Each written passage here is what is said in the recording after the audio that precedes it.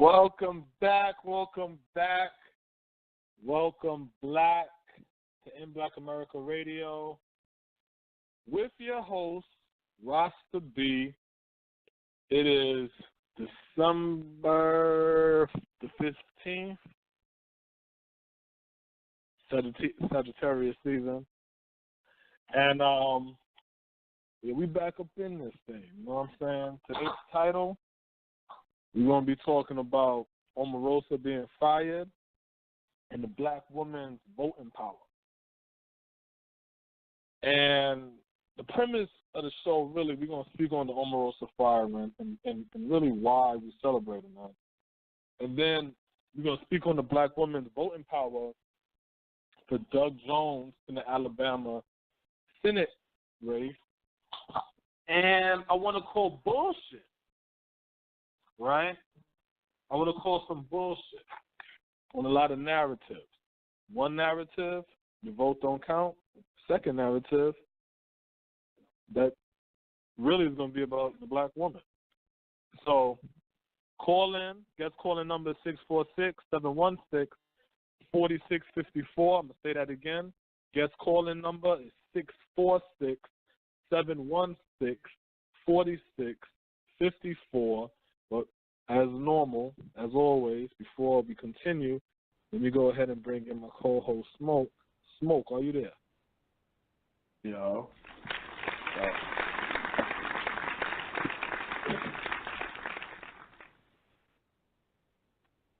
What's good? How you living? Big Friday. Shit, man. Everything good, though. I ain't complaining too much. You know how that go.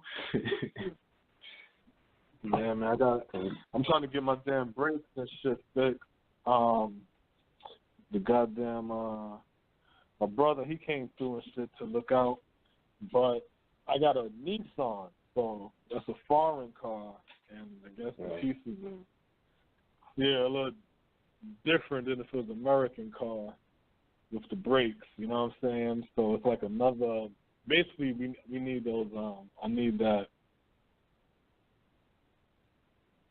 air gun shit or whatever. You know what I'm saying? Some air ratchet or shit like that. Yeah, I can't even back up the tool. No. I mean, I think I need that tool to really get that bolt instead of trying to do it manually. I got you. Oh yeah. I feel you. That jump mad tight. Yeah, that's I get it. Yeah, you know, I turned it out. Oh yeah, that's a lock.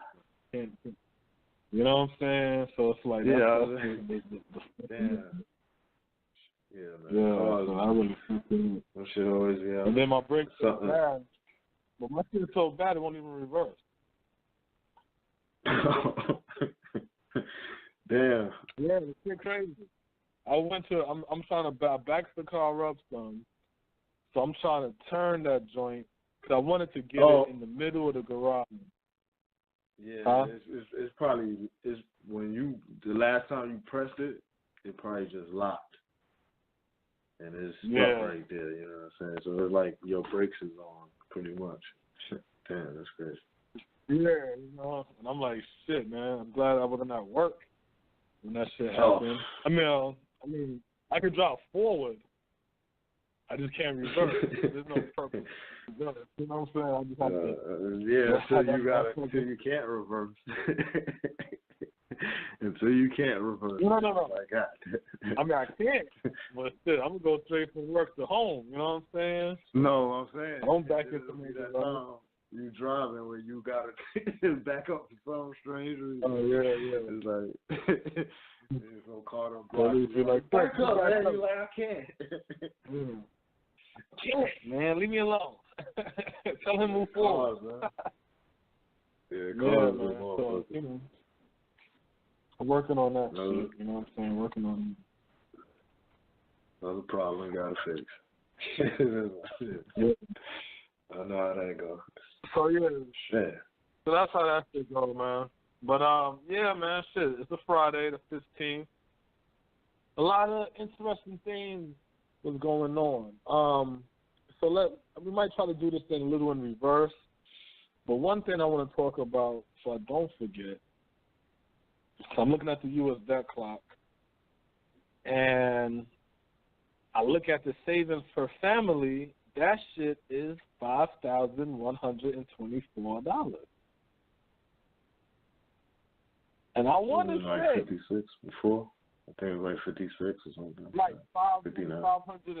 5,500, yeah, maybe 56 or some shit like that. That shit now is 5,124.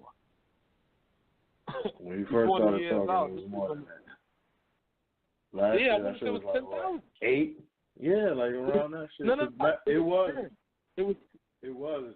Yeah, it was 10,000 because we were talking about having 10,000 to even what a black man be in the game. You need at least 10,000. If you don't got 10,000, you can't talk shit. As a black man, if you ain't got $10,000 in some type of account, whether it's 401k, whether it's a saving account, a checking account, if you ain't got $10,000 in your Nike box, you know what I'm saying, in your closet, if you out there hustling, you know what I'm saying? It's like, you shouldn't be talking shit. That whole comment was based upon the U.S. debt clock savings per family. That shit was $10,000. What made me start to, every show start to speak on what the current saving per family amount is, because I started to notice it was dropping. And I'm like, God damn. And if you look at the previous shows, when I first questioned the shit, and I sound like I'm questioning it, like, is it me? Am I tripping? Wasn't this shit at 10,000? Now it's at 9,000 something? Then it's 8, then 7. So now we have 5,000, 4,000 for the year. You're like, well, maybe we rounded it up or something. And it's like, with the 8, it was like, or 7 or whatever it was. Next time we mentioned it, it was like, it's definitely dropping. So you pretty much make definitely dropping. Jumping back to 5,000 every so often. That's shit crazy. You know what I'm saying? And then they got the federal spending. The U.S. federal spending is up 126%. But we know that because, you know, that GOP tax bill already kicked in. So, you know, and just in layman's terms for black people to understand how that whole game works, it's basically like this. You bring home, let's say $800. No, let's say $1,000. Let's make it even. $1,000 every 2 weeks. Your daily expense. I mean, not daily. Excuse me. The bills that you have to pay in that. All right. So let's say in a month. That's $2,000 a month. Your monthly expenses are, let's say, $1,700 a month. That leaves you $300, right? $150 one week, $150 the next week. But so then what you do is you get you a credit card and increase the limit to $5,000. You see what I'm saying? To help you with certain things.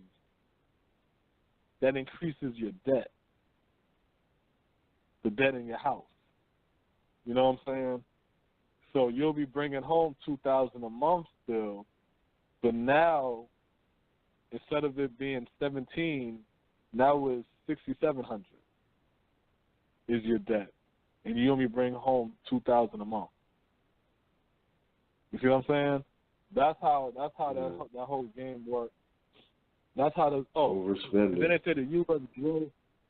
Yeah, they say the U.S. GDP did rise. It rose 100%. But the U.S. Okay, see, that's a perfect example. The United States GDP, the gross domestic product, it increased 100%.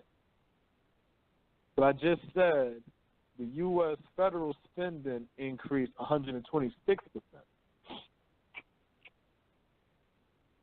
You see what I'm saying? 100 means, everything that percentage that you increase, you already spent that with your 100%. And then you tax more on with your 26. Now it's 126. So it's all the money you made plus another 26% on top of that. Which means what? You're in debt. So that's how that game go, basically, is what I'm saying. They say the U.S. total debt, the U.S., not the national debt, but the total debt is up 155%. That's up 155%. So it's like, yeah, it's going to be ugly when this shit pop, yo. It's going to be ugly when this shit pop. Because if your spending decreases and your debt increases. No, what I said? If your saving decreases, and your debt increases and your spending increases, then you're walking into a problem, walking into a situation. You know what I'm saying? So, take that and look within your own bills, your own debt-to-income ratio to fix your own goddamn GDP, your own national debt within your house. You know what I'm saying? Straight up. So, Smoke, there's a lot of new things been going on, man. There's a lot of new things going on. And,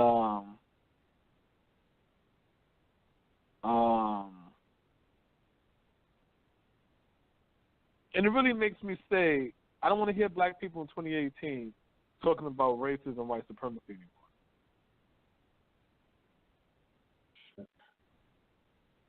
You dig what I'm saying? I don't want to hear that 2018. I don't want to hear that. And I'm going to tell you why. We're not going to talk about Omarosa yet. I want to talk about Doug Jones.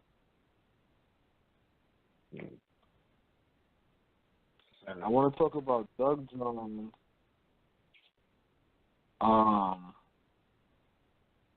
winning the Senate, or whatever, beating Roy Moore. Right. But I want to talk about the black woman that everybody's bigging up and propping up. Voting power. You see what I'm saying? Because there's two things I don't want to hear no more from black people. I don't want to hear about racism and white supremacy when we enter 2018. I don't want to hear that. These white people out here is on drugs. They're junkies. Right now, they're fighting amongst each other like cat and dog. I don't want to hear racism and white supremacy in 2018. I don't want to hear your vote don't count. You dig what I'm saying, Smoke? I don't want to hear it. I mean, it sure enough counted in this vote with Roy Moore and Doug Jones. And that was the talk. The headlines was how the black votes, specifically the black women votes, pushed over the, pretty much pushed the victory for Doug Jones or whatever. So like I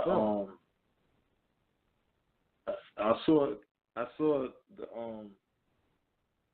because in I think it was Washington Post or one of them internet joints I was on.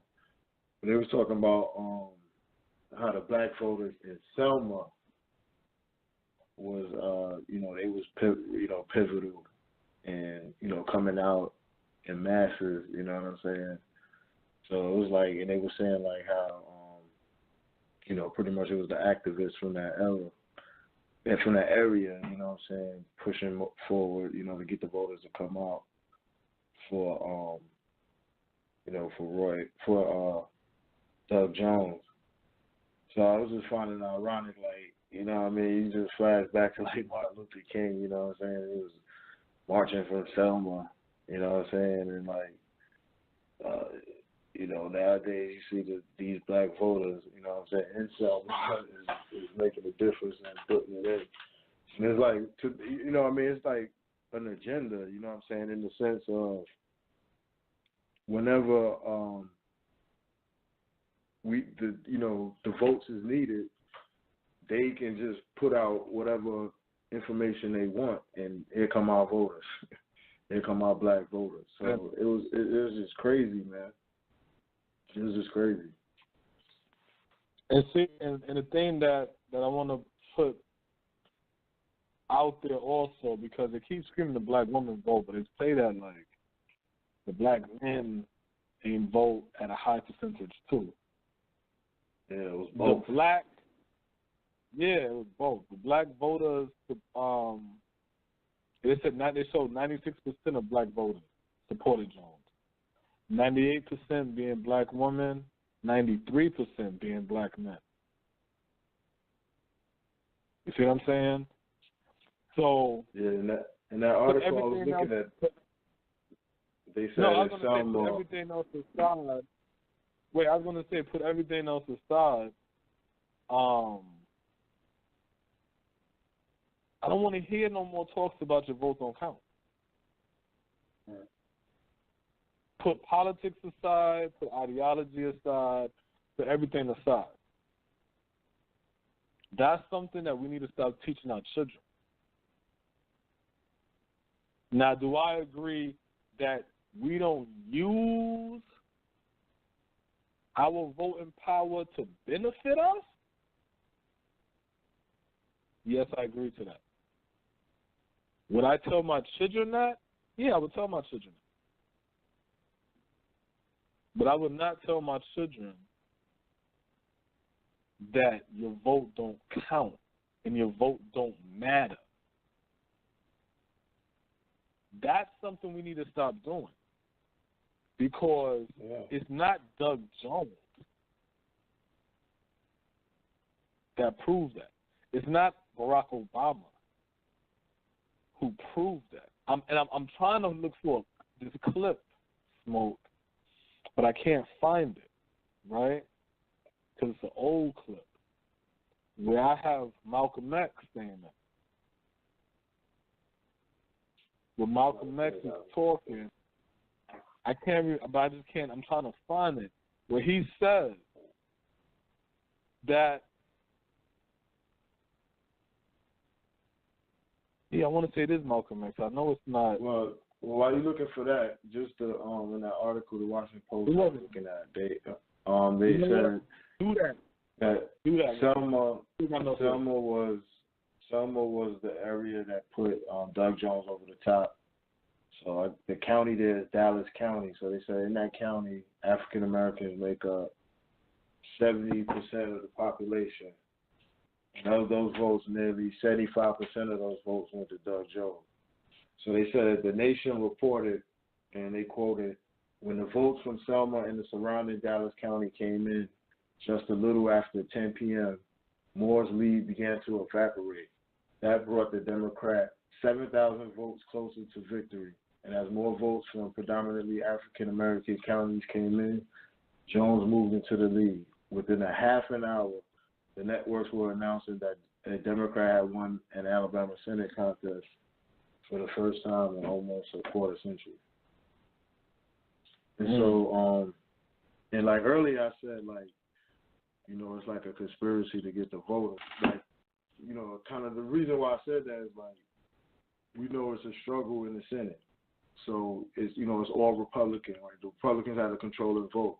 So right now it's 52 seats controlled by Republicans, 46. After that election, it's 46 seats controlled by the Democrats. And then they got two parties in as independents, but they caucus with the Democrats. So I'm presuming, that's they, in votes, they probably going to vote with the Democrats. So that's really like a 4-seat difference. So when you start seeing these Senate races coming up, it's important that a Democrat gets a win in there to get the controlling vote. So now you start seeing things like shit Trump doing. They can start blocking through the Senate once they get a controlling vote. So now you have our voters that come out, and at the snap of a finger, they come in and piggybacking off of the notion that you were saying about how our vote don't count. We saying that, but then we go and do this. They snap their fingers, give us a reason to rile up. In this case, especially with the women, you had Roy Moore and this, the sexual allegation.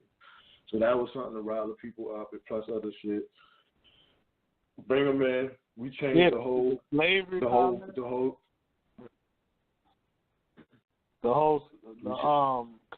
about the whole America was great during, even though it was slavery going on, but the families was together. Yeah, I could see right. The preachers and everybody, really galvanizing black people against that. But see, my whole thing at the end of the day is this. Just to silver back off your last point. If the Democrats win more seats, they have more power to stop Trump, right? But because black people are so white-minded, we'll be like, yeah, we have to stop Trump. No. The Democrat, the liberal white, wants to stop the Republican, the conservative white. That's what they want. They want to win. These two white people want to win the game. Democrats pulled their black card, which is us, and they then turn around and says, well, we're going to get this population that y'all don't really fuck with. They're more inclined to deal with us. Snap, we go out and vote. My problem is that we don't sit there and say, you know what? All right, true indeed, fuck Roy Moore. We don't want him. You know what I'm saying? Oh, wow, he making all these wild comments and stuff like that. Oh, man, he's fucking with the young girls and shit. Y'all want our vote? Hell yeah, we got to keep him out of office. I can be a better senator for Alabama, and I'm a Democrat and all that. All right, bet. This area here called the Black Belt in in Alabama, this area that's called the Black Belt, that they claim is called the Black Belt because it's populated in rich black soil and all kind of stuff like that, which I'm like, is cool. That's great for farming. But ironically, it's also heavily populated with black people. This Black Belt area right here, if you want our votes, this is what we want in our community. These are the resources that we need to rebuild our community. This is the funding that we want brought back to if you want our vote. If not, fuck it, we'll deal with Roy Moore. We've been dealing with these racist-ass crackers for 100 years. You know what I'm saying? So what is it, Doug Jones? You want our vote or not? Well, okay, but, all right, so what exactly do y'all got? Hey, you know what? Roscoe, come over here. Bring me that booklet. Thank you. Yo, here's our agenda. We already have it written up. Don't worry about it. We got a PowerPoint, everything. How you want it? PowerPoint? You want a video with somebody speaking, and how you want it? Written on piece of papers? We got all of that. You want our vote? See, because then you flip it on the Republican side, the same shit. Hey, Republicans, what y'all trying to do? You see what I'm saying? Because see, at the end of the day, it's a game. Right. And this game it's not a three-way game. It's not black, liberal white, and conservative white. No. It's left white and right white. That's it. That's all it is. Left white and right white. Yeah, we be the game changer. You know what I'm saying? And so they play on our emotion so that we could be the game changers. And in this case, you see that with the Doug Jones. It's like, and all of that is fine when you have that agenda to hand to them. And that's the problem with us. You know what I'm saying? There's no planning, there's nothing. So we pretty much doing this shit for free. You have like you said, you can imagine, you know, the pastors at the church, they in there giving a good sermon and all that. They taking time out of their sermon, you know what I'm saying, to talk about this shit, to get people to go out there. You got, you know what I'm saying, local leaders down there doing this, you know, going door to door, whatever they was doing, taking time out, spending time and resources, probably printing up flyers and doing all type of shit to get people to come out, you know, spending resources. And it's like, it's for nothing. It's like, you're going to get nothing out the deal. It's like you the little puppies, you know what I mean? You the little kid on the block that they get you to go to the store, and then niggas don't even give you $1. You just go to the store, like, yo, get a like, yo, don't get a soda or nothing. Like, damn. Come on, man. That shit whack. I look at it like it's two people out here, they arguing back and forth about some shit. They always see you, you always see them. They don't fuck with you, though. But then you like, but every time they get into an argument and they see you, they always like, yo, come over here real quick, Smoke. Come over here real Smoke. So we got a bet. It's a $1,000 bet, right? All right. Which one of us, and he gives you the notion, you like, that's a good question. Now let me think about that one. And it's like, yo, what does God do with me? Am I going to get a piece of that 1,000? You know what I'm saying? Like, what I get out of it? Person A. If I say that you're right, what I'm going to get out of it? I'll give you $100 though. If you, what do you think the other person going to say? I'll give you $200. You see what I'm saying? Like, because it's like, oh, shit, you negotiating? You looking for a deal? That's how the game works. That's how it works in America. We don't get it. We literally, so I'm watching Roland Martin. And Roland Martin exposed this shit, what he was talking about how during the Clinton campaign, really Donna Brazile, I want to say, said it. But I heard it on Roland Martin's show. But they doing on the Clinton campaign, they got all these people out here volunteering to find out the blacks was volunteering. Right. The whites was getting paid. And that's how we are. What do I need? Show me the sign. Show me where I need to pick it. I'm right there. Like, okay, take this right there, and we gone. The white person walked inside and look, they start picking up fucking picket signs and shit, handing to the white person. The white person like, before I touch the sign, I need to know what's my what's that shit called, Smoke, when you on the road? If you're per diem. Per diem. No, I was saying per diem, yeah. I want to know what the per diem is. And then we out here like, per diem? What the hell is that? What's that? French for something? What's that? What, you want a cookie or some shit? What's it? Per diem? What the fuck is that? Then you find out, oh no, per diem is a month. You're supposed to get paid to do that. You're supposed to get a little something for the day, you know what I'm saying? To eat, drink, or something. Living expenses. Yeah. We out here coming out of our own pocket. But we for a right cause. The morals of America. You going out there doing that, dropping your kid off some goddamn where, leaving work early. Probably got you probably got the hourly joint, so it's like you leave early, you got a couple of hours docked off your pay and all that shit. Like, come on, man. We be stretching out, and it's like we see the power of it, but then it's like we'll turn around and say our vote don't count, but we clearly swayed in these situations and shit. So, yeah, smarten up. Straight up. We got to get something for our service, man. Too many times it's like we put in our hard earned. It's like you going to work and you don't get paid. You know what I'm saying? It's like so many examples out there that you're not gonna go for that for.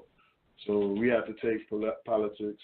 You know what I'm saying, with that also, because when you understand how it's being played, that we the game changer pretty much. It's like how they want it to go is that, you know, we determine what's gonna happen. You know what I'm saying? So with that in mind, You know what I mean? Our community shouldn't be the way they are. We shouldn't be complaining about the shit we complaining about. Now, if we didn't participate in the process at all, then it's like, all right, well, we don't do that. Then, okay, figure something else out. But we're there doing it. Yeah. And our leaders are encouraging us to do it. And we respond to this shit. So it's No. We're not doing that no more. Those aren't our leaders encouraging us to do that. Those are our politicians telling us to do that. These are our preachers telling us to do that. These are goddamn, you can call them statesmen and eldermen. Like, we got to start calling these motherfuckers leaders. Because once we start getting into that leader talk, then we out here, Auntie Maxine, reclaim your voice, or whatever the fuck she was reclaiming, her time. You know what I'm saying? We start getting into that. And then you start end up having these people 40 years, 50 years. I've been in Congress. I'm 80 years old. I got in at 20. I'm 80 years old now. You know? Unfortunately, like, we look at them as the leaders. You know what I'm saying? And that's fucked up. But yeah, you're right. You can't have that mouth from it. We can't have that mouth. We got to cut them. So you're right. We can't keep. Imagine, you black people looking at politicians, our politicians, people, our elected officials, right? Elected officials. Us looking at them as our leaders is like your child looking at their teacher as their leader. That sounds ridiculous. Or you looking at your manager as your leader. You know what I'm saying? That shit sounds ridiculous.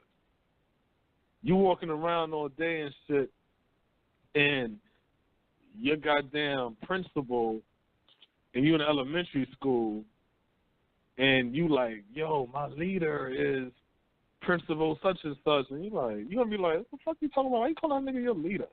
What's wrong with you? No, that's just a principal. Fuck out of here if I change you out to school. You know what I'm saying? Like, you know what I'm saying? They teaching you here. You know what I'm saying? Why the hell would you call your principal your leader? But then we'll turn around and call politicians, elected officials, your leader. Get the fuck out of here, man.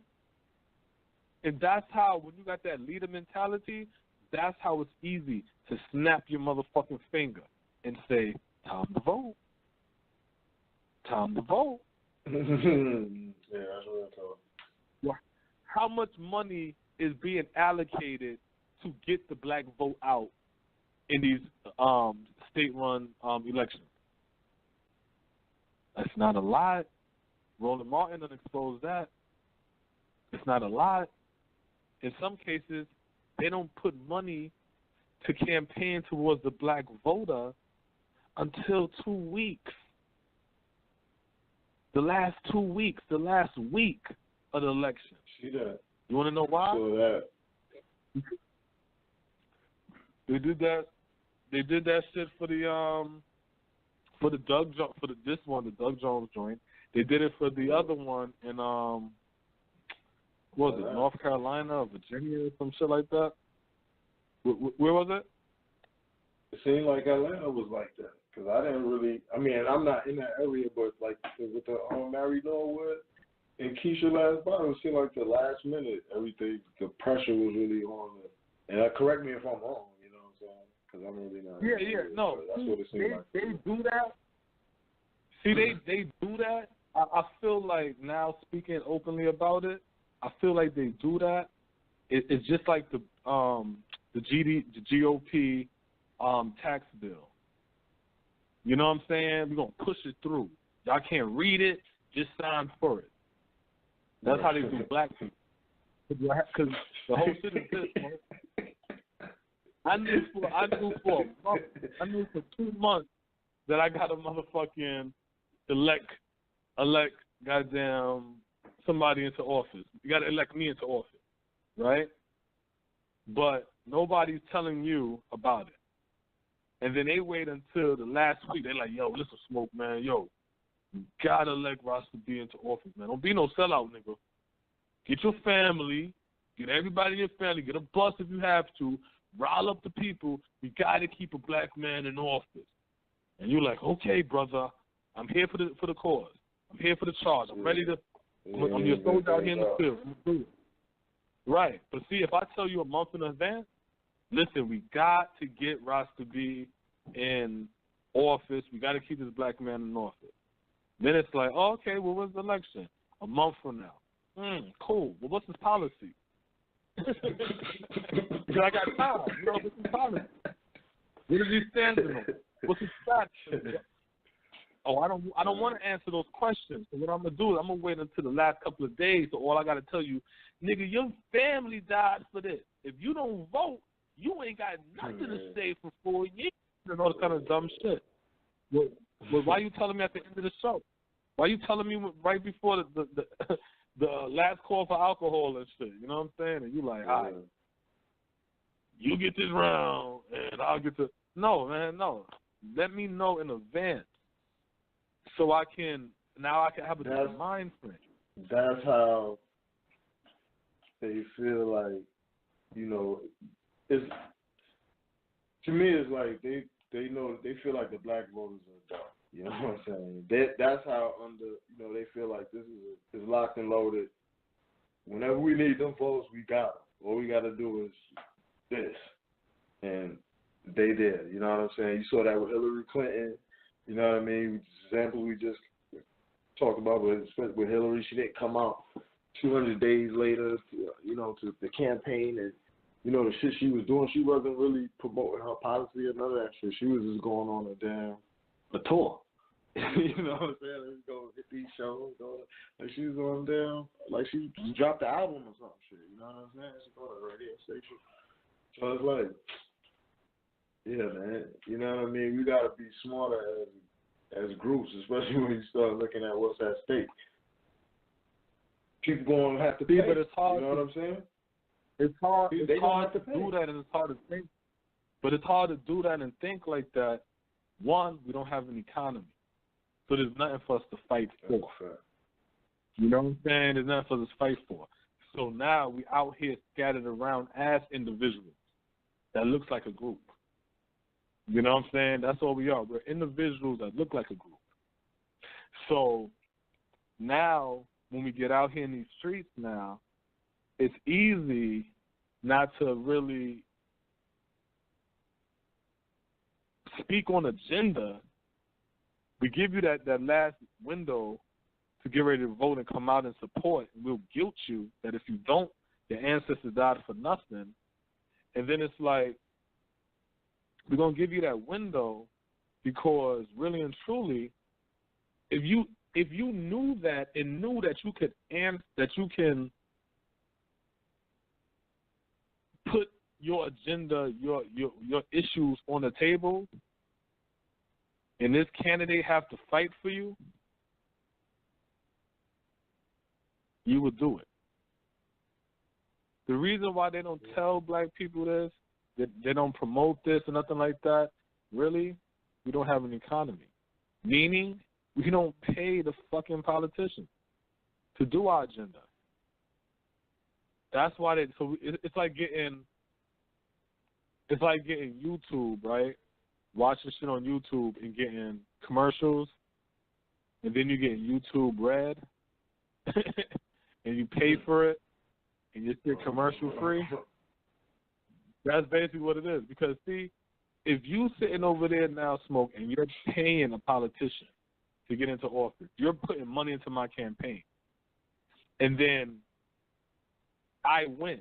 If you're sitting over here trying to get a business and you run across a whole lot of red tape, why wouldn't you say, yo, let me go, I just put this motherfucker on. Let me go court. Yeah, can I speak to Mayor Rasta B or, you know what I'm saying, Senator Rasta B? All right, hold on. Okay. Even if it's, well, he's not here right now, can you leave a message or whatever like that? All right, cool. I gotta come back and be like, yo, this dude done left me 9 messages. I gotta talk to him. You know why? I'm gonna have to do it's favor for a favor, but guess what? I'm gonna need you again. I'm gonna need your vote. Hey, what's going on?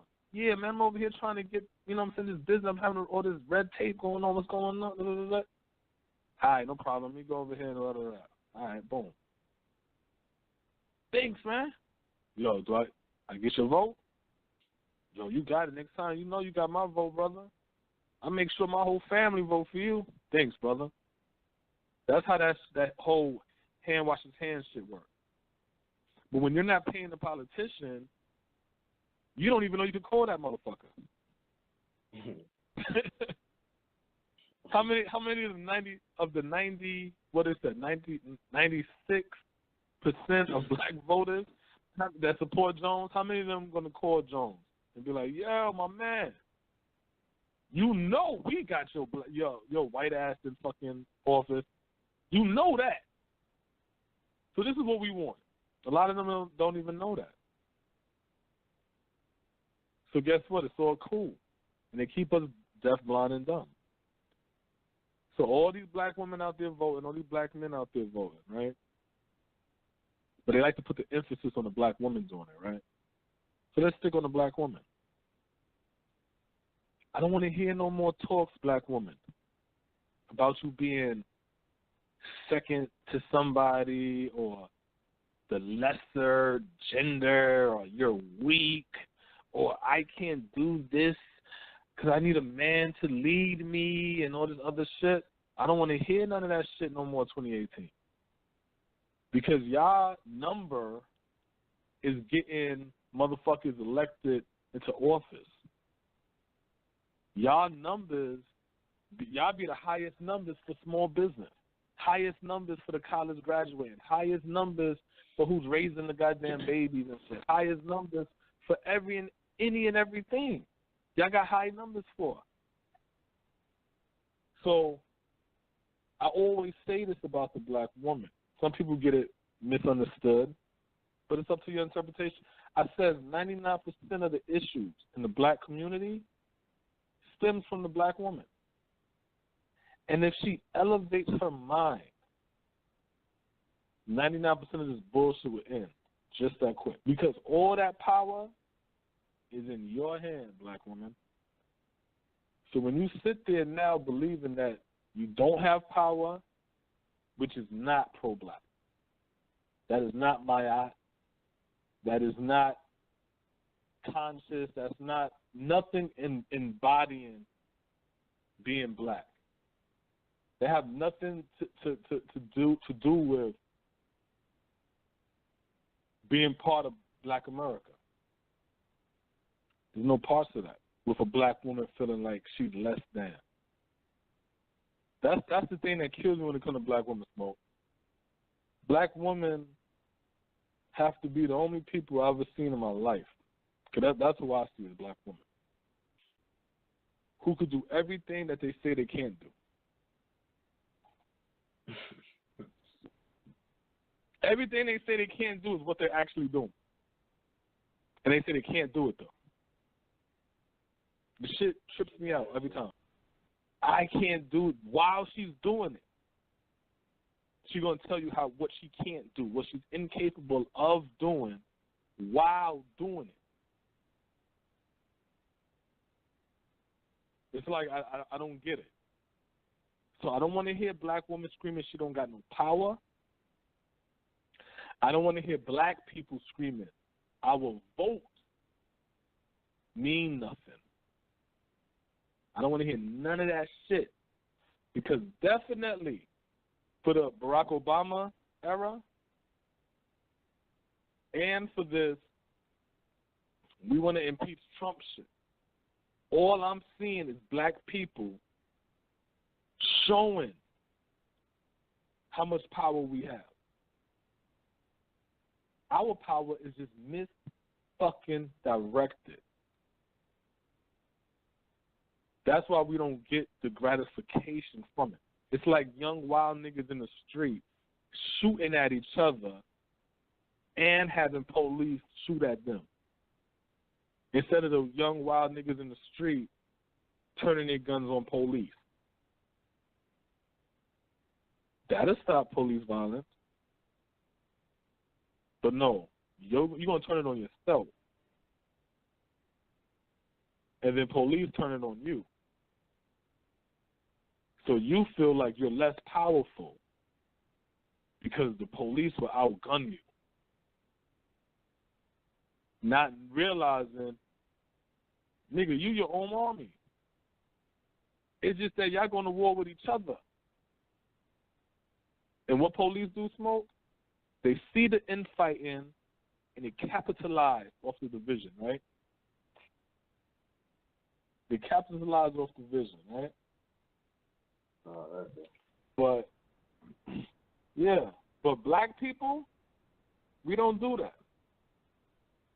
Keep this title right here. GOP establishment declares open season on a weekend banning. A small group of conservative leaders had gathered in the Trump International Hotel last week for a friendly discussion about the year that was ending and their priorities for the year to come. I'm gonna speak that again.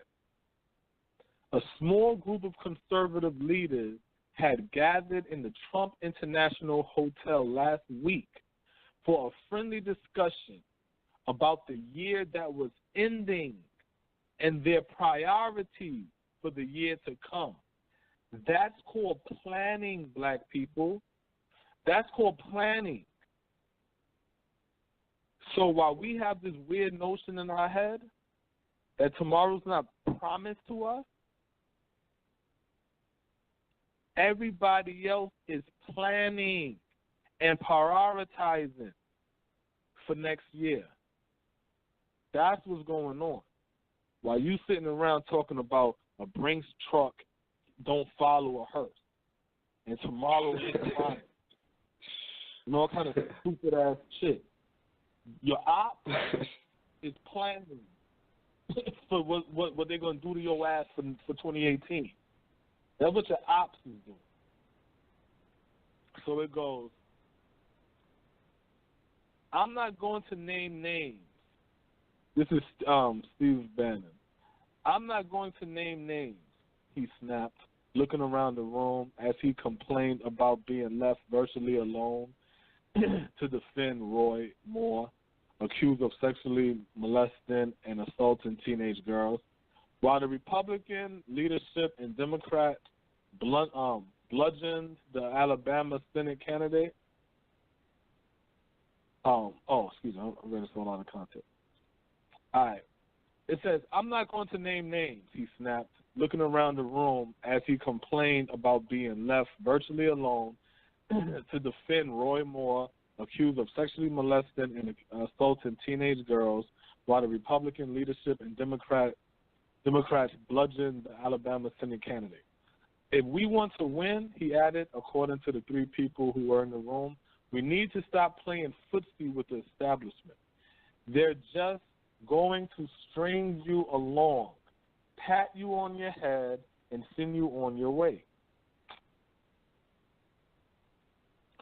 Mr. Moore's loss will send the first Democrat from Alabama to the Senate in 25 years and cut the Republicans' already thin majority into a single seat, has only stoked Mr. Bannon's discontent and stirred up fresh worry that the party is again descending into Tea Party-type spasms of self-defeat and rage. To avoid that, many Washington Republicans have no interest of patting Mr. Bannon on the head. They intend to kneecap him before he has the chance to recover. First is to dry up his money, said Scott Reed, the chief political strategist of the U.S. Chambers of Commerce, a pillar of the Republican establishment, explaining how top Republicans in Washington were making a new round of calls to donors across the country to press them not to donate to Mr. Bannon or to the candidates he supports. 2 is to try and drive a wedge between him and Trump to the point where Trump is questioning him and his judgment. Mr. Reed added, "You win, you win. You lose, you're a loser." And that's what Bannon has to wear around his neck now, a big L. In an interview after Mr. Moore's defeat on Tuesday, Mr. Bannon contended that he was playing a longer game to reshape the Republican Party around President Trump's agenda, or of reduced immigration, protectionist trade policy, and military de-escalation. That effort, he said, would not be undone by a single defeat. Revolutions and civil wars take a long time. I never said Alabama was going to stop anything, he said. Mr. Bannon then pointed his finger at Senator Mitch McConnell of Kentucky, the majority leader, and Republican senator like Richard Shelby of Alabama, who encouraged Republicans not to vote for Mr. Moore, pointing to the 22,800 write-in votes cast. More votes than the margin of defeat, Mr. Bannon said. More votes put the write-ins with Shelby and the never-Trumpers pushed. That's victory. Excuse me. Mr. Bannon said Moore's vote plus the write-ins, which Shelby and the never-Trumpers pushed that victory. This is 100% on the doorstep of Mitch McConnell, he said. Mitch McConnell did not mind a Democrat. In fact, he pushed for a Democrat. The recriminalization over Alabama points to a problem that is deeper and more fundamental than the loss of a single Senate seat.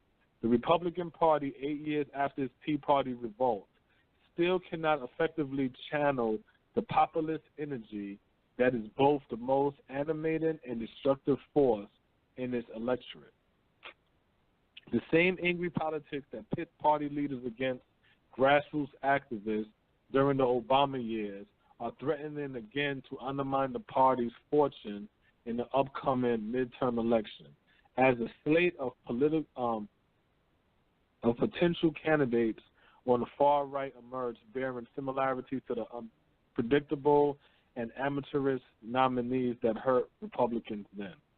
In 2010 and 2012, Republican Senate candidates like Christine O'Donnell in Delaware and Richard Murdoch in Indiana defeated establishment picks in the primaries, only to go down in defeat in general elections that should have heavily favored the Republicans.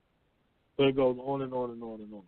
But basically, in a nutshell, the way I interpret the story is they're trying to restructure the Republican Party, the Tea Party. That's what they've been doing. That's why when I saw the Tea Party fight the Republican ass, I said, damn, why the blacks ain't doing that for the Democrats? You know what I'm saying? We could have been black corporate. Pressure on them, also. Yeah, you got to put pressure because, see, when you put pressure, then you let the people know, I got to listen. They're not playing no more. The Democrats is good because they know hot bag in my what's it, hot sauce in my bag, right? You go back to that, I can't remember how many shows ago it was, one of our previous shows, but played the clip with Steve Bannon talking, and he pretty much said, they're going to primary all the Republicans that's not down with the program. So now you start hearing names and shit associated with that statement. Now you can see that this shit is, he was serious. Like, so ain't no bluff move. This is not you're not talking. You know what I'm saying? And like with Trump supporting Roy Moore, they're not supporting based on morals and values. It's strictly policy and what you agree with. You have to be in line with what Trump, the administration is with. If the Republicans that's not down with that, yeah, you're gonna have to fight for your seat, pretty much. and it's pretty much a get down or lay down move. So, you know, that clip that what you was reading off, that was pretty much, fast forward from what he said that first time, as far as, in reference to Steve Bannon.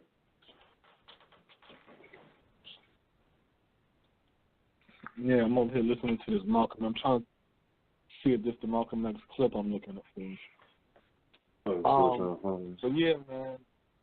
Yeah, but like I said, the whole thing that's just funny with me is, man, it's a game. This whole shit's a game. We're not playing it. Yeah, we're not playing it. You know what I'm saying? Like, we're not playing the game. We're just being like happy porn within the game. Just happy fucking porn. You know what I'm saying?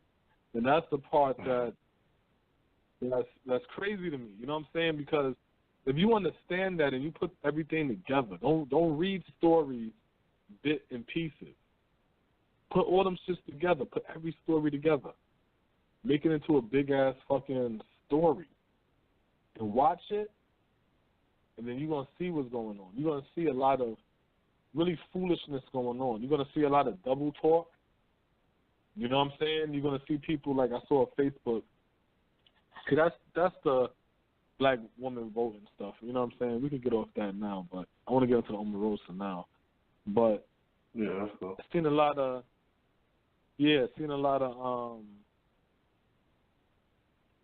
guest calling number 646-716-4654 in Black America Radio. Omarosa, you're fired.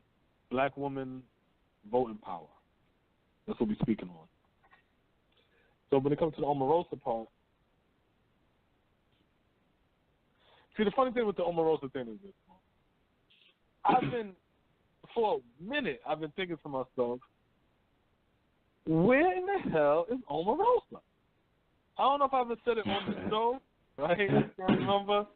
But I was literally wondering, like, where the fuck is Omarosa at? You know what I'm saying? And, yeah, now we hear this bullshit.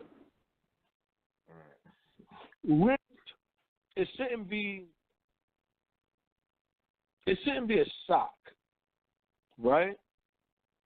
And the reason why it shouldn't be a shock is because there was already earlier reports that John Kelly, the white dude that lied on the black senator woman out of Florida during the LaDavid. I want to say the brother name is LaDavid, right? Make sure I say his name correctly. The brother. You talking about he got David killed in the war. Yeah, LaDavid. Yeah.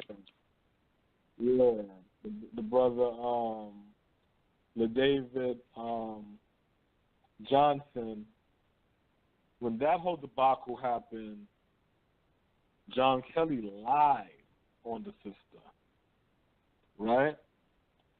So he lies on the senator, the black woman senator, right? So, but prior to that, he already said with the Omarosa situation, because he don't like Omarosa. So he was like, yo, she's not allowed anymore to be in any important meetings talking about policy or whatever. When I seen that, that's when I was like, wow, they're stripping her of her power. They're saying that she's useless. So now they get rid of her. They fired her, right? I'm not going to report no shit that they drug her out and no dumb shit like that. I'll keep it as they fired her, right? Yeah, the Secret Service said they wasn't involved with that shit, so it don't seem like that was true. See, that's how important the media is. You know what I'm saying? Because whatever you're going to hear on TV and shit, you turn it into reality. But media is all about entertainment. So they're always going to sell you an entertaining story. You know what I'm saying? If it's just plain and boring, then it's just plain and boring. But what's better than hearing her get thrown out? If she just got fired, it's like, right. Man. You know what I'm saying? But what's better than saying physically drug out? And I'm just like, wow, really?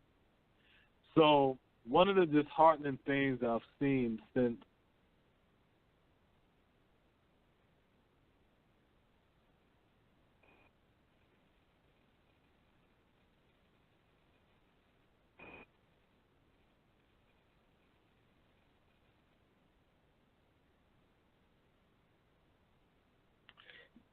so what I was saying was I actually lost my train of thought. Oh, the black woman. The upsetting thing about the most upsetting thing you saw about the Omarosa shit. Right. You saw what happened?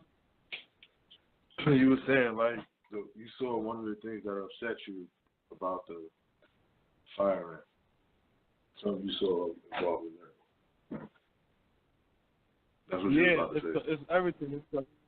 It's the whole Robert Roberts with the Bye Felicia shit and the Angela Rye and all these black women out here wants to pounce on her and things of this nature. And it's just weird to me because I'm thinking to myself, like,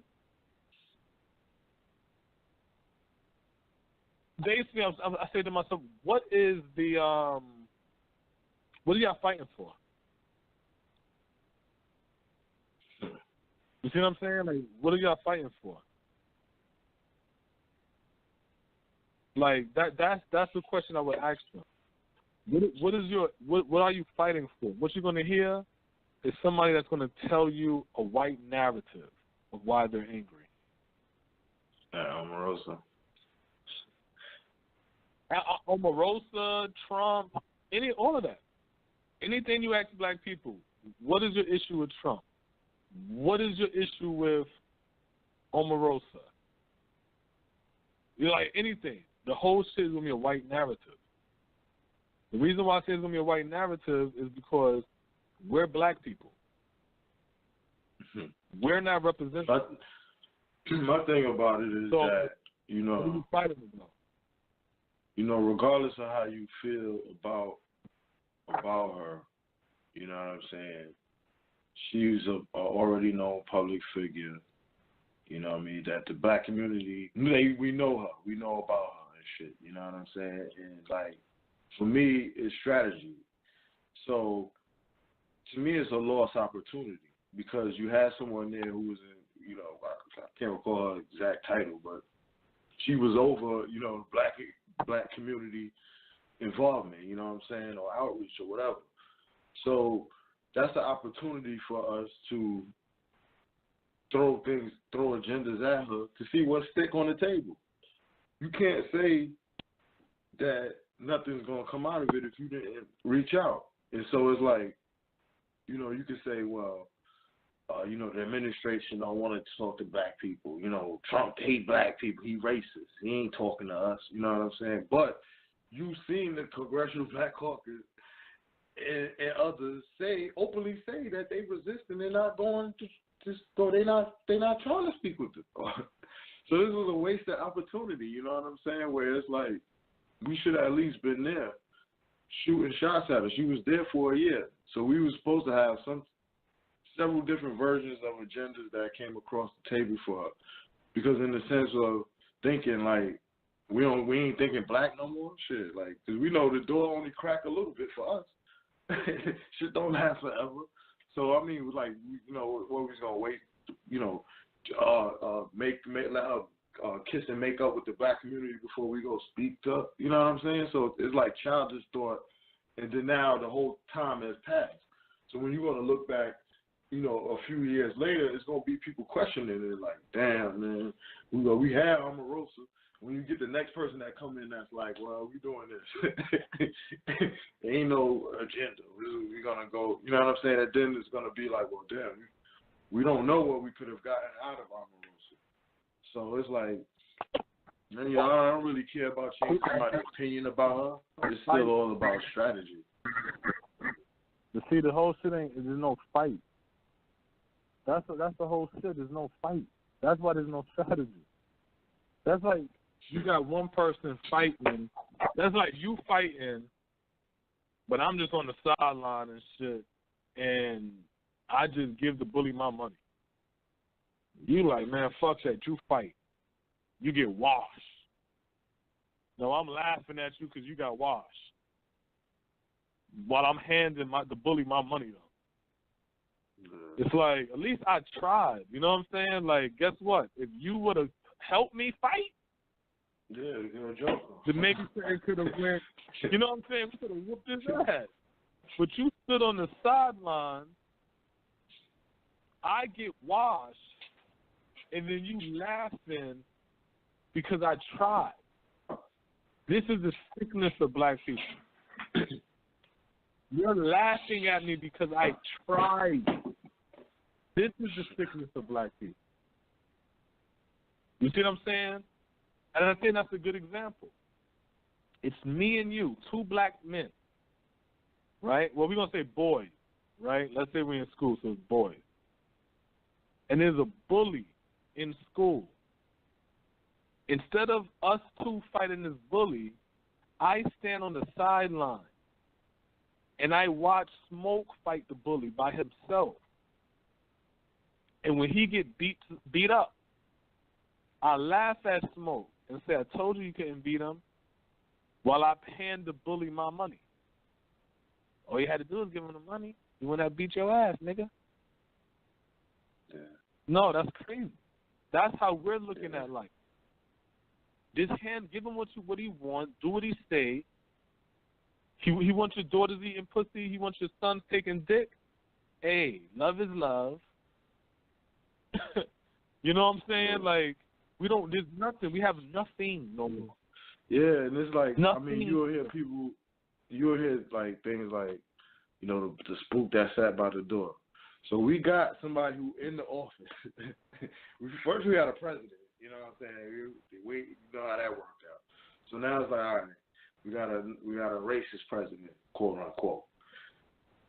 So now, but we got somebody in there. We got somebody right there who can move and shake. But we're not gonna go and see and put pressure on that person, because that's really what it was about. If she ain't budging, you put pressure on her. All right, Omarosa, cool. Then you ain't allowed in the black community no more. Straight up, you can't be going to none of the plays, none of that shit. Get your ass out of here. Stay out of here. And it's like, but just the fact that you don't even try, you know what I'm saying? It's just like, it's guaranteed failure.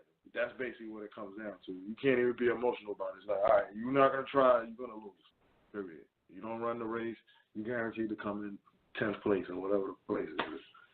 So it's just like, it's a sad reality. So when you see things like Robin Roberts, you know, by Felicia, you know, Angela Rod doing you know what I'm saying? It's just people just getting their outrage. It's really a missed opportunity, and we clapping at that shit.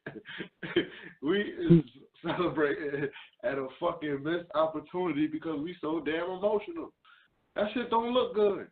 And then it's like the thing where you know you kind of want to shame black women a little bit. You know, the ones who are doing that. It's like, what happened to white supremacy? So, I mean, if that's the case, y'all all believe in white supremacy, then this is a black woman getting kicked out. And then to say that she was dragged out of there to put that shit out there, people and fucking, what happened with all of this, you know, getting physical with women and all that? So they had to drag her out. That's what y'all happy about? Like, what happened to white supremacy? What happened to all of that shit? What happened to black girl magic and all of that shit? That shit corny, man. Well, then so that shit don't even look good. It don't look good at all. No, it don't look good at all. But a lot of that shit, you listen to the dude, the Charlemagne dude. This dude to talk about, see, it ain't about black, it ain't about white, it ain't about gay, it ain't about straight. It's about God and Satan, evil and good, you know, and all this other shit. I'm like, they're gonna have morality talk again. They're going to have morality talk again. That's why we can't win the game. Well, are you saying, Rasta B, that you got to be immoral to win this game? Because I don't want to be immoral. No, I never said none of that. I said, but you're playing this morality game again. You're the one putting morality into what game. is immoral? No, I hear what you're saying. If we're playing football, right? No, not football. We're playing Grand Theft Auto, and you gun down a goddamn person walking down the street, and I'm like, you know what? Smoke, that's wrong. You should not killing. If you keep on killing people, Smoke, I'm gonna cut the game off. I can't play. And you're like, my nigga, this is a fucking video game. Like, what the fuck is you talking about? You know what I'm saying? You're putting morality into it. What's right and what's wrong. And then it's not right that you're running people over. And it's not right that you're... This is fucking Grand Theft Auto. Yeah. Ain't no morality in politics and shit like that, man. What are you talking about, man? If that's the case, you always gonna lose and shit. See, the reason why there's no morality in politics is because politics is all based upon interest. It's all based upon interest. That's it. It's all based upon want. That's it.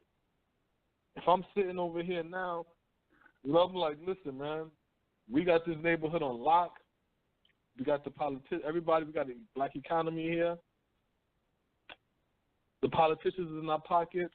They control the police and all that shit like that. We pick the police commissioners and all that, so they got to answer to black people. Guess what? Y'all can't arrest nobody over here. That's on the books. When y'all get to this part of town, the black belt, let's say we in Alabama, y'all can't arrest black people for possession of marijuana less than a pound. You know what I'm saying? Less than a pound. So you can ride around with a pound on you in the black belt, and police can't fuck with you. You know what's going to happen? Police ain't going to fuck with you. There's nothing moral. There's no moral shit I got to put for that. Well, because, you know, statistics show that this many black men, young men, is in jail because of marijuana. So nobody care about. No, black all these drug dealers down here, and you want to encourage the drug dealers. But 90% of the people getting locked up is little nickel bags and little small shit. You know what I'm saying? They ain't dealing drugs, they smoking. That's the flip side of your morality argument. Right. Because once you throw morality, somebody else going to throw morality. They don't belong in the game. Why do we want less than a pound in the community? To be real, we smoke in this community. And we don't want to get arrested because of a fucking plant. We pay our taxes. We're not committing crimes. We're all productive, working, tax-paying citizens in this goddamn country. We pay our lawmakers, and our lawmakers protect us. Give me the morality out of that you can take out of that. Where's your counter argument that you can take out of, I'm a fucking tax-paying citizen in this county that don't commit crimes, don't have no felonies, nothing. But that's what the marijuana movement is doing. That's what the marijuana movement, that's what all movements do. You know what I'm saying? Yeah. They grassroots levels, they get people, then they get money, they get the politicians, they pay them motherfuckers, they speak for them, they introduce bills, laws. Next thing you know, them group of people got what they want. And they rinse and repeat, do the same shit. Every group do that, except for us. We don't do it because the goddamn politicians, they man. Anything that I need, I'm just going to ask the Lord.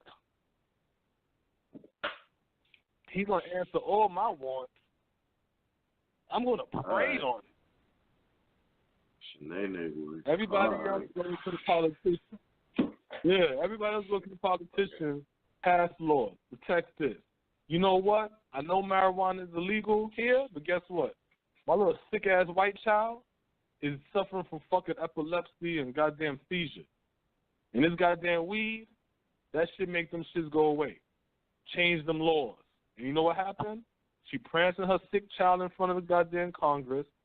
We got a congressman out there fronting like he's pulling back tears to make cannabinoid oil legal for these people. And here go black people. Man, that's crazy, man. I mean, it's just a plant, yo. Look how it's helping the people, yo. And it's like, no, why your politicians ain't fighting for you like that? I seen on Facebook a white dude. He passing a law want to pass a law. He had it in Congress. You know, not saying that it passed, but he had the shit. It went all the way up to fucking the floor. And he gonna say he want a law passed that strippers have to be skinny. So I'm reading the comments on Facebook, and everybody like, you know, clowning it. But I'm like, fuck clowning it. I'm glad that this white politician did that and wrote an amendment or bill, legislation to try to get it passed on the floor to make strippers thin. and the reason why I like that, yeah, but it's like the reason why I like it is because not that I have an issue with fat strippers and nothing like that. No. Plump strippers, no. It's because if this white dude can write a law and get it on and try to get that shit passed, that means our black politicians could be doing the same thing, but they're not. You dig what I'm saying? Oh, no, they are. They did that to get your boy Trump impeached. Oh, right. I forgot. They did. Nah, they could do that. Yo, they out there talking, hustling, crying tears for the impeachment and how many articles they got and all that shit. You seeing them work for the first time in 40 years. Seeing them work. And then once the Democrat get in office, we ain't going to see none of that action. None of that action we're going to see no more. Yeah. None of that action. And then the question is going to be, so what's payday? It'll be the payday. You already know. Put your niggas back in the cage until we meet them again. Straight up, until we meet them again. So now this is a part of the whole Omarosa part that was pretty interesting to me, though, right? This is the title of this one. This is Anderson Cooper 360. The title is Panel Debate on Omarosa's Exit Raises Questions About White House Diversity. So let me just set it up real quick. The funny thing about this clip is, let me just play the clip, and then I'll say the part that's funny about it. You turn up the volume. All right, here we go. Harris, I mean, Sir Sanders couldn't or wouldn't say how many senior staffers at the White House are African American. You're obviously a supporter of the president. And diversity obviously is important in all realms. It's important in the news business, and I mean, I think most corporations need to do better. What do you make of diversity in the White House right now? I think it depends on how you want to define diversity. If you want to define diversity in the terms of African Americans, you know, how many African Americans are in senior positions, it's not a good record. Omarosa was the only one that was an assistant to the president, a commissioned officer. But if you want to talk about diversity in terms of gender diversity, the White House, especially the communications shop, is very diverse. There's a lot of women. There are many minorities, if you look at Hispanics, there are Asians, and so it is diverse. But in terms of African Americans, there could be a lot more representation. But there are African Americans serving in significant roles in the vice president's office, in domestic policy, in the office of legislative affairs, in the White House fellow's office, and there is actually a White House fellow that's dedicated to working with HBCUs that is also the White House. Not to mention, or not to forget, the Secretary of Housing and Urban Development, as well as the Surgeon General. Angela, I mean, I always argue. I mean, any organ. Yeah, so that's funny that he even mentions that, right? That's the Paris Denard dude, right? And put a quote that he talked to his nose. But he said that Omarosa was the only black person basically that close to Trump. Yeah, staff. You see what I'm saying? But here's the breakdown. She is supposed to be basically the go-to person for the black community. You see what I'm saying? In essence, right? But then the black community, part of the Never Trump campaign, impeach Trump campaign, and doing basically whatever the liberal whites say. So they say, we're not even going to work with you, Omarosa. We ain't going to talk to you, Omarosa. Fuck you and Trump. So now that she gets fired and she leaves, there's no more black people there in this man's ear for our cause.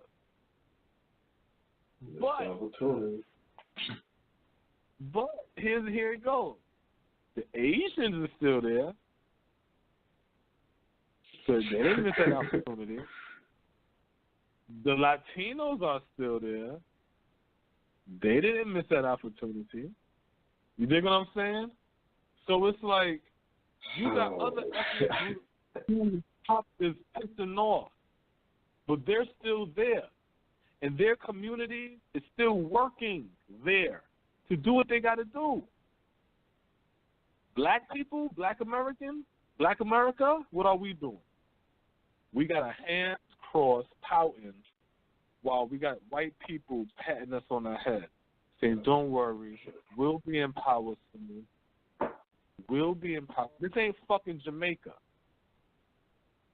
This ain't Jamaica. And what I mean by that is, this ain't no fucking PLP and the Labor Party and the People's Party and all kind of shit like that. This ain't no shit like that, where if one political party wins, the people of the other political party got to starve. This ain't no fucking Jamaica. The person that started the CBC said, we don't have permanent friends, we don't have permanent enemies, we have permanent interests. That is not being followed. You dig what I'm saying, Smoke? That shit ain't being followed. 100%. We're teaming up and linking up with fucking liberal whites and Democrats, but we get nothing out the fucking deal. We get nothing out the deal. We're told that the Republicans hate you, and we'll tolerate the subtle racism and pacification of the liberals. It's just disgusting. It's disgusting. That's why we keep being told about racism and white supremacy. That's a story. That shit ain't real. That shit ain't real. These white people out here is on fucking heroin. They leaning and fucking nodding. They fucked up in the game. And then their people, their workforce, Smoke, is fucked up. Then the people in power, these white motherfuckers in power, they fighting amongst each other. You got the Bernie progressive Democrats fighting against the establishment corporate Democrats. You got the fucking Tea Party Steve Bannon Republicans fighting against the motherfucking establishment old head Republicans. All this shit's fucked up. And here go black people. Instead of saying, yo, while these niggas fighting, let's go inside this treasury, get this paper, bring this shit back to the hood, and rebuild our shit. No, we looking into the fight betting on which white people is gonna win. And just like the Civil War, when these two family members finish squabbling and fighting, they're gonna dust themselves off, wipe some fucking blood, beat our ass. Straight up. Yeah. Straight up. Yeah, I mean, this whole now shit, the question is, this whole I want to shit say real quick, the question now is, the whole shit now is, why there's no diversity in the White House when it comes to black people? But when you got black people working with the goddamn president, you call them a coon and a sellout. Then when there's no black people around, then there's no diversity. There's lack of representation. Yeah, because we wanted to play out. I mean, this whole shit is crumbling, man. When you look at Hollywood and movies, shit like that, entertainment is opportunities for us there. You see all these executives having to step down and shit for fucking the sexual harassment shit that's going on. All these high-level executives and shit, that shit is crumbling. You look at fucking white businesses, them shit be going out of business. Ever since the fucking recession, you've been seeing mad companies go out of business or have to buy these companies to keep them afloat. All that shit is crumbling, man. You know what I'm saying? And it's like, there's opportunities for us, man. Just like you said, man, just to get what we need to get. But it's like, if things ain't happening, you know, that would be one thing. You know what I'm saying? It's a lull in the activity in the black community. Like, we ain't get anything from the administration in a minute. We might be fighting for it. You know, we ain't getting nothing. But then it's like, to know that we not doing shit, it's like I said before, it's guaranteed loss. You're losing. 0. That's the results is 0. We're not actually you can't win at anything. Sitting on your ass. None that's real. We been playing video games and shit. Flood up the PlayStation. It's like, this shit is sad, you know what I'm saying? It's like, you could joke and laugh about it, but it's like, how big of a missed opportunity it was. And when I saw the girls laughing at it, you know what I'm saying? You know, that shit had me annoyed, man. I was like, come on, man. You can do better than that shit, you know. We rejoicing in pretty much, you know, a blown opportunity, man. So, hey. Yeah, I can't even find it. I can't even find the clip. The clip I'm looking at is Malcolm X's interview at UC Berkeley. But we got some Batiman black dude up there, and a white dude talking. But and Malcolm talking. But that's the clip where he laughed because they screamed leaders.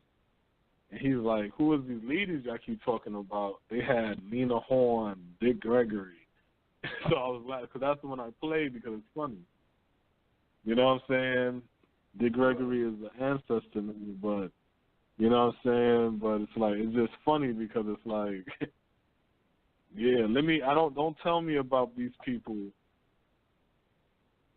like me at 36, about to be 37. I didn't grow up during Dick Gregory. I want to hear the people that lived during Dick Gregory's time to talk about Dick Gregory. You know what I'm saying? So I can get the real understanding and fundamentals of what's going on. You know what I'm saying? Fuck out of here, man. And it's not even a stab or a diss, but it's like, again, drop that leader shit, you know? I don't want to hear that in 2018 no more. I don't want to hear that. Change and shit, so you know how that goes. Yeah, man. So, again, man, like I said, 2018, a lot of shit gonna have to change, man, especially these weak-ass narratives. But, yeah, man, it's just funny. Like I said, man, this shit is a game. You're not playing a game. And what about your girl Angela? What is it? Angela Rye? Right. Yeah, out here. That shit was funny though. It was funny and annoying at the same time. Yeah, man. I'll people, yo. Hey. Yeah, my whole thing is this: at the end of the day, like, this is how you move, this is how you operate. You know what I'm saying? Like, what? Because at the end of the day, it's not about. It ain't about none of that. I was talking to my brother earlier, right? It ain't about none of that, right? At the end of the day, right? He said he listened to our podcast. He said my whole thing is what happens. Like, what happens after? What happened when Trump's no longer in the office? Then what? And straight up, we ain't got no answer for that. You dig what I'm saying? We got no answer for that. Okay, now Trump is out of office now. Now what? Did you win, black people? You see what I'm saying? Did we win? If so, what did we win? We got a bigot out of what? Now what? Let's look at our condition. Let's look at our GDP. Let's look at the prison rate, and the incarceration rate, and the murder rate, and the police brutality rate, the police killing us rate. Let's look back at that. Let's compare our murders, death, unemployment, and all desperate situations happening within poor black America, which is really not poor black America. Really, that's called the black workforce that doesn't have work. Let's look at their situation during a Democrat and their situation during a Republican. And let's see how far off it is. What do we win? That's always have to be the question. What do we win? But see, the problem with black people is we think we're white people. And the sad part is, to a certain degree, we are. Because we don't want to be our own people. We want to be them. We want to be good versions of them, bad versions of them, overtly versions of them, underlined versions of them. We want to be, you know what I'm saying? We want to be them. And it's crazy. You know what I'm saying? It's crazy because you tell a black person, like, with Kwanzaa coming up, yo, you celebrate Kwanzaa? Nah, that's a made-up holiday, and but they celebrate Christmas and Thanksgiving and fucking Easter and all the other made-up-ass holidays. So I just be sitting over here like, it don't matter if it's made up for you. You see what I'm saying? That's how traditions start. Look at the Mormons. Their whole fucking shit makes Scientology. Come on. Don't talk to me about made up. You know what I'm saying? I see black women with blonde hair and blue eyes. Don't talk about made up. I don't want to hear nothing about made up. People having an issue with made up shit. You know what I'm saying? When you got guys walking as girls and girls walking as guys. You can't talk to me about made up shit. But then you talk about Kwanzaa, and motherfuckers sit there and be like, oh, I don't know. I don't know about that Kwanzaa. You know what I'm saying? Just like you're telling me the story about the soap. You know what I'm saying? Niggas wash their ass all day. Dove, Levi's 2000, Dow, Zesty, Zestfully, Irish Spring, that one, Irish Spring. And then you'd be like, yo, brother, why don't you use some of this black soap? Black soap? What is it made with? Wait a minute.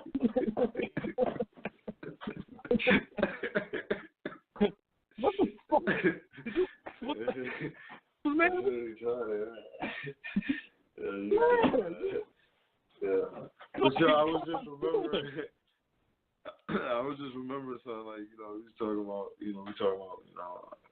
Omarosa and shit, kind of. But remember when she went to the the journalist panel, the black journalist panel? Like, it was right. Well, she had the the problem with the people there. And that she ended up leaving. Yeah, we turned but I remember back this quote. I was trying to remember the quote, but I found it and shit. So she said like somebody asked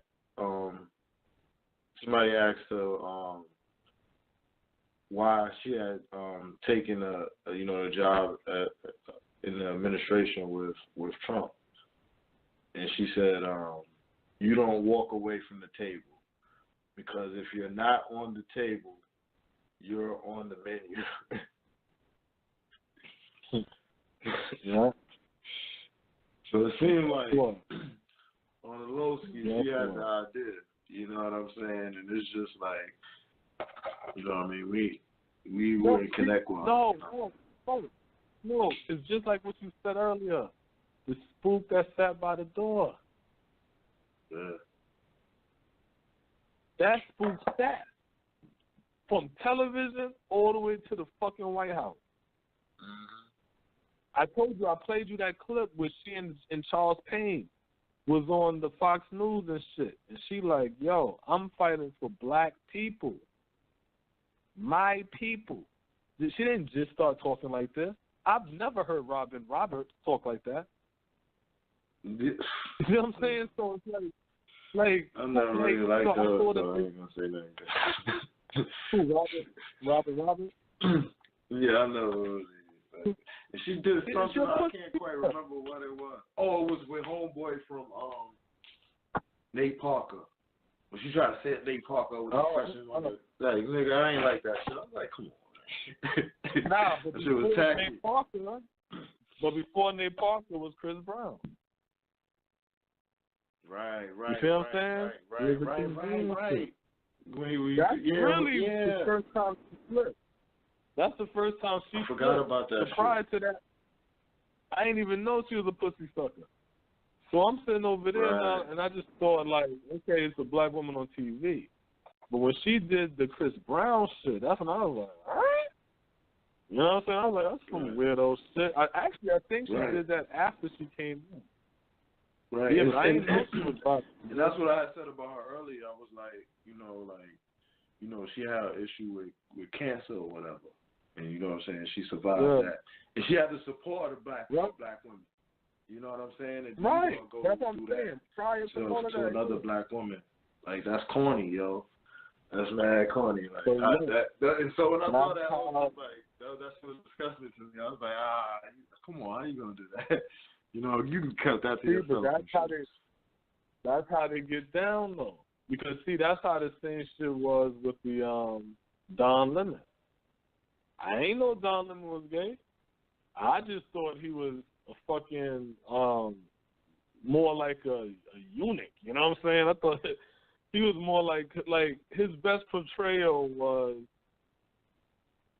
Tom from the Boondocks. You know what I'm saying? It was just like, it was just Don Lemon. You know what I'm saying? I was more so thinking he had a white woman for, you know what I'm saying, a wife or some shit. Yeah, some shit like that.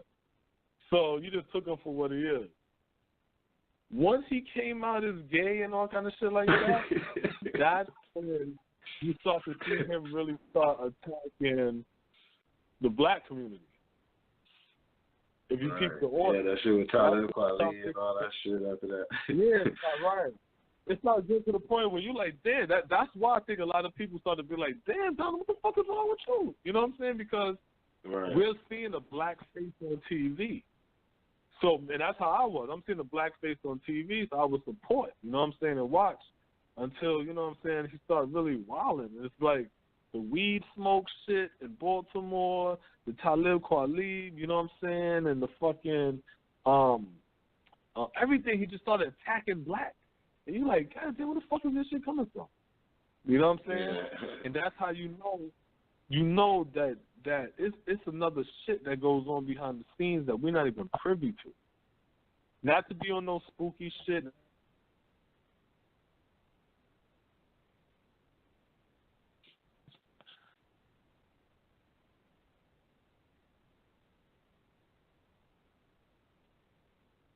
Yeah.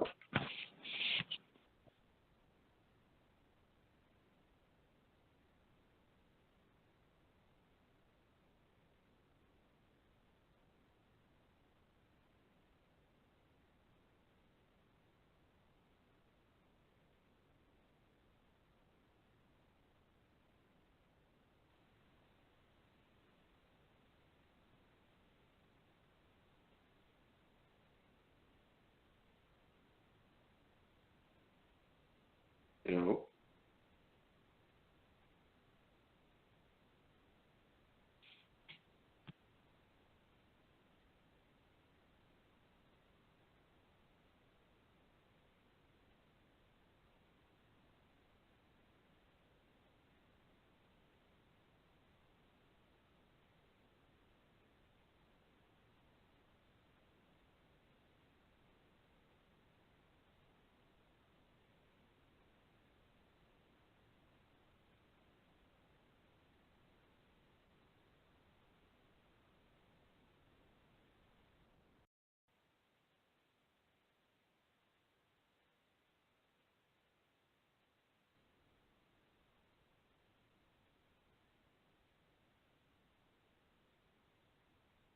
You know, you back? Yeah.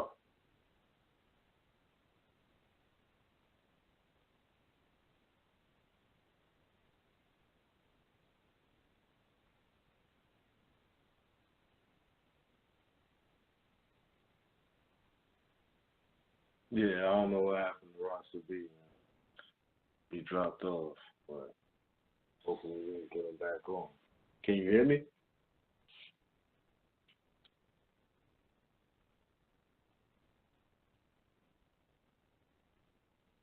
All right. Well, yeah, must be having some system difficulties, but I don't know what's going on with it. But we got about 4 or 5 minutes left, you know what I'm saying? So we had another successful show, you know what I mean? Omarosa unifying.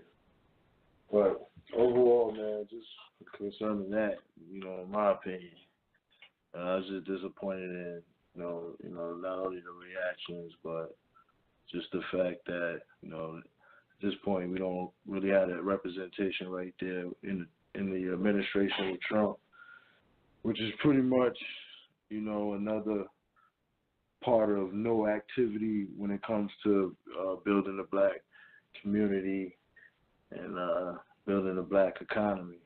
So we can pretty much guarantee that going into 2018, there's no activity on that front inside the White House.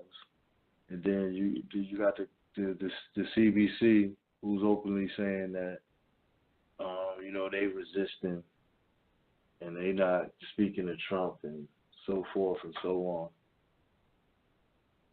on. And our politicians are just the politicians, you know what I mean? They just promoting that resistance movement to us. So pretty much we can guarantee that when it comes to that front of things, nothing's going to be happening in 2018. So for yourself on an individual level, you know what I mean, save your bread up, your mind right and all that shit, man.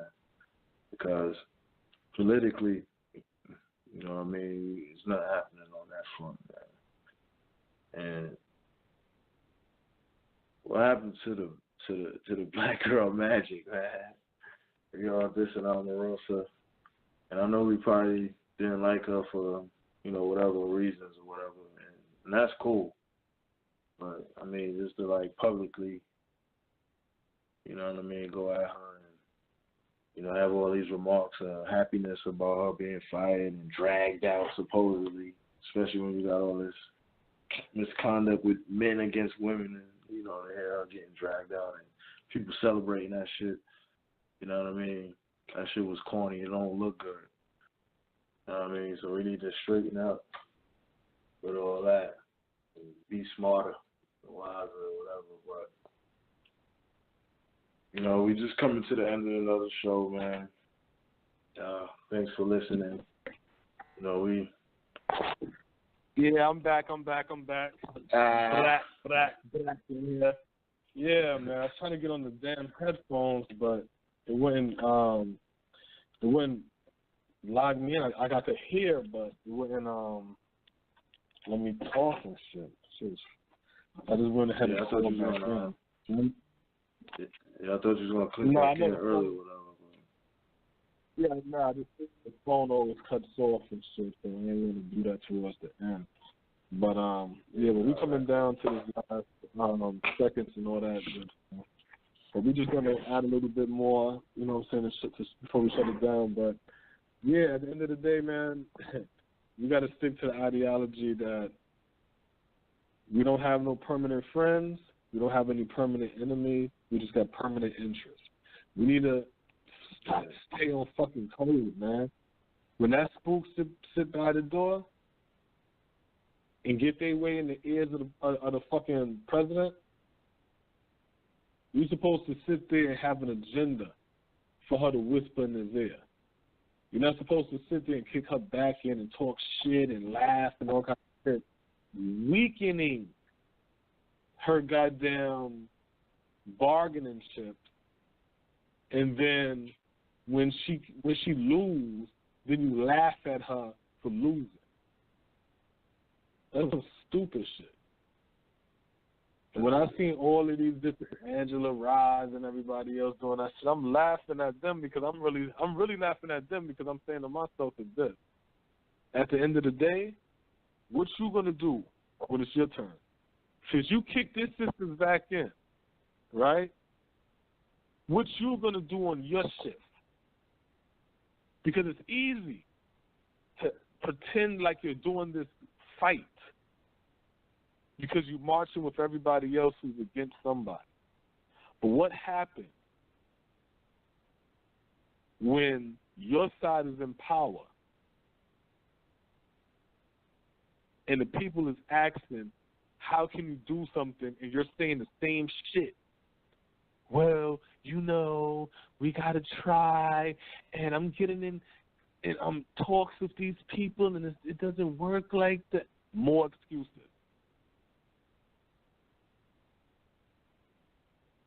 So that's my whole shit at the end of the day. What is our agenda? What is our interest? It got to be economy, because once you get economy, which is the foundation, it's easy to build something. We want to build something on somebody else's foundation. And then complain when they start changing rules and shit. Making and changing rules. So that's always going to be the narrative being pushed on Black America Radio. But if y'all want to, and hey, maybe black people just like the liberal fucking agenda of pacifying your black ass and making you feel good while you get screwed. That's some corny shit. Just like I said, and I'm gonna end it with the example again. Me and Smoke is in elementary school. The bully comes to both of us and say, "Give me your money." Smoke like, "Yo, you ain't taking my bread." Him and the bully start wrestling. They fighting, scrapping. I'm on the outside laughing because Smoke is losing. And once he get beat up, the bully come towards me, I hand the bully my money, and then the bully leaves. And I tell Smoke, "See, you stupid. That's what you get, man. I don't know why you even try to fight." That's that's truly how the Democratic blacks sound. The sad part is y'all think fighting is this impeach Trump, resistance movement, and all this crying and poo-pooing. That shit ain't fighting. That's whining and complaining. That's what that is. Fighting is making somebody do something, forcing somebody's hand, outsmarting them, outwitting them. We're not doing that. We waiting for our orders. We ain't nothing but pawns in another person's game. So we need to watch these boule blacks, because we know they the gatekeepers. We need to drop these goddamn narratives in 2018. I don't want to hear shit else about racism, because economy solves that. I don't want to hear shit else about white supremacy, because you crackers on drugs. I don't want to hear nothing else about your vote don't count, because we're seeing that your vote tips the scale, like Malcolm X said in the 60s. And I don't want to hear the black woman ain't got no fucking power. When everything that you're complaining about that you need is the same shit that you're fucking doing, whether it's good or it's bad. You know what I'm saying? So these things I don't want to hear no more in 2018. Straight up. But, yeah, man, we're going to have to shut this down. You know what I mean? We're coming to the end of the year, man. 2018, man, that's that money year. 2018 is all about that paper. So, yeah, so we're going to shut this show down, man. Got anything you want to end it off with, Smoke? Yo. Nah. I don't know what I was about to say. Yo, man. Salute to all the listeners, though, man. Keep supporting. Thanks for the support. We do it for y'all. Thanks for the support. Thanks for the new subscribers. Y'all keep subscribing, liking the channel. Thanks for, I've seen a couple of new subscribers. Y'all go to the Facebook page, In Black America Radio, In Black America, or just type in Bobby Black, and you'll see the capitalistic pyramid. YouTube, In Black America Radio. You know what I'm saying? Go to the Twitter, the Instagram. Twitter, In Black America 7. Instagram, In Black America Radio.